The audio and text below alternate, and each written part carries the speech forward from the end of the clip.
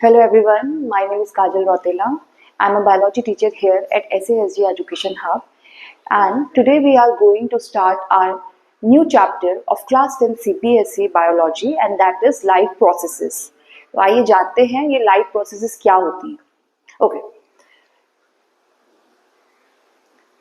Yes. What is life processes?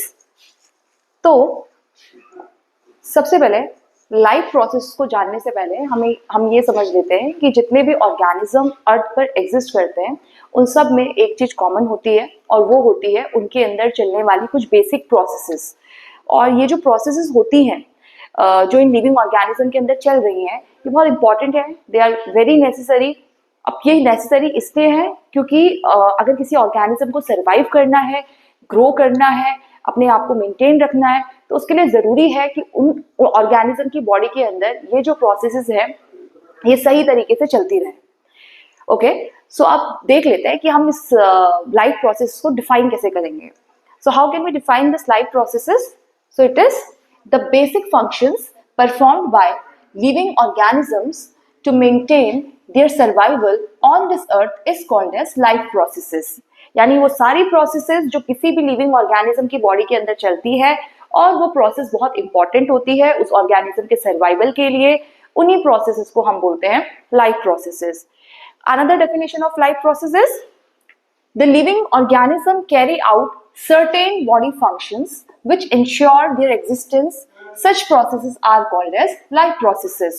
तो इन दोनों में से कोई भी आप डेफिनेशन पिक कर सकते हैं. They both are correct. Okay, now we will see what are those life processes that are common in every living organisms. Yes. So these are the processes that are common in every living organisms, and they are nutrition, respiration, transportation and excretion.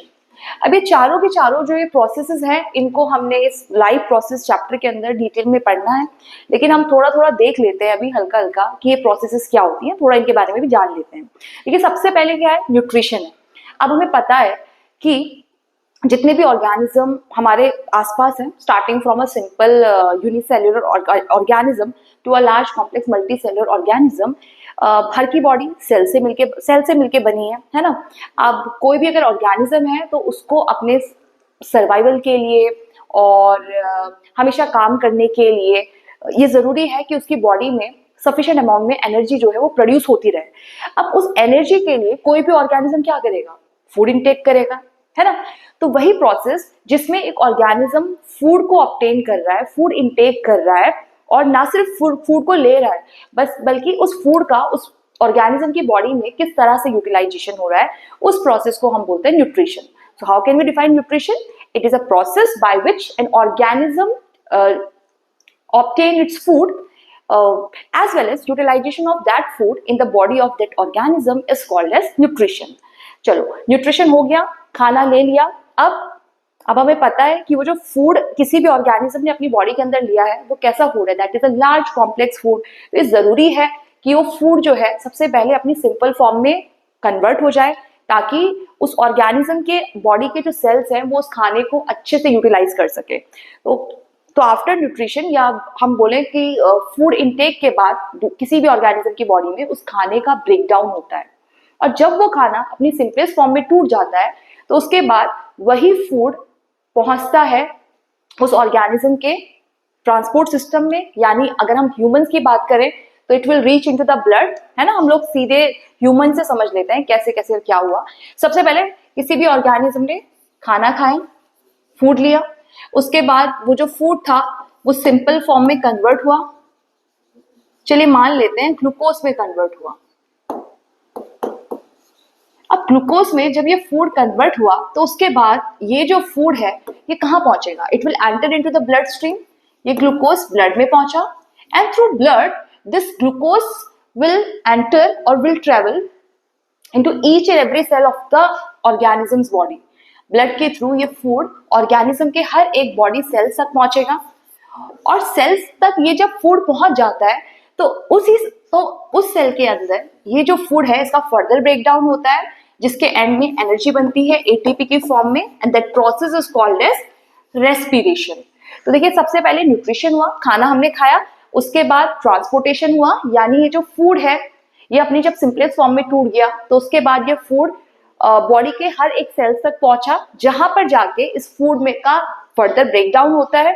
और जब इस food का breakdown होता है cell के अंदर तो उस प्रोसेस के एंड में एनर्जी बनती है एटीपी की फॉर्म में, and we call that process is respiration.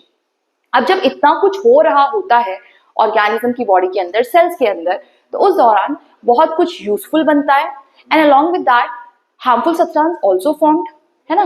तो अब होता क्या है, जो यूजफुल सब्सटेंस उस दौरान बनता है उसको बॉडी के सेल्स यूज कर लेते हैं, लेकिन जितना भी मेटाबॉलिक वेस्ट इन रिएक्शंस के दौरान जनरेट होता है, इट इज नेसेसरी कि वो वेस्ट ऑर्गेनिज्म की बॉडी से टाइमली बाहर पास होता रहे।